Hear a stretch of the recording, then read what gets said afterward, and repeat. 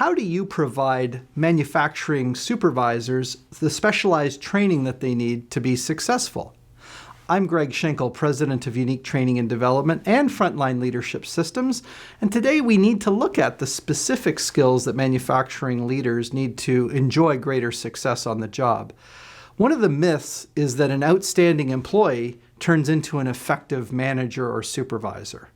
And of course, you've seen enough examples where someone got promoted based on their technical skills only to have issues when they got promoted and not be as effective as they could be in their leadership role.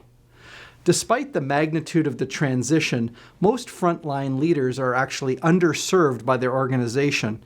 A recent survey said that the frontline leaders interact with 80% of the people in your operation, but we only give them about 20 to 30% of the typical development efforts and training.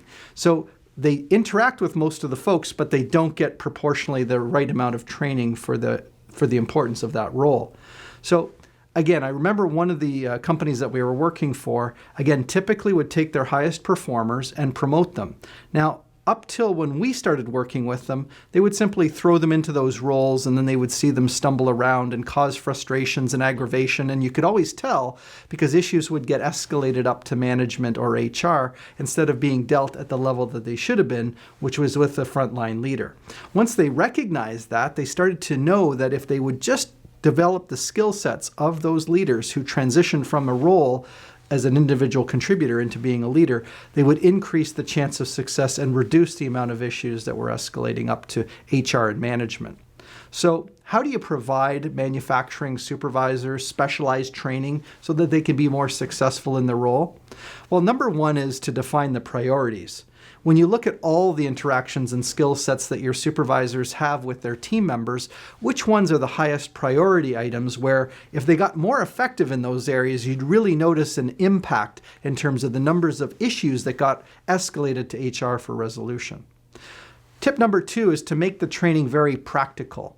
A lot of us have been exposed to training that is more theoretical and uses examples, hoping that we can relate to those examples to our work. We know, though, that production supervisors really appreciate the specialized kind of training where the content is very practical and relates well to their daily interactions with their team. And tip number three is to nurture these new approaches over time. Most of us can't just get everything that we need from a training program, even when it's amazing like the one that we teach.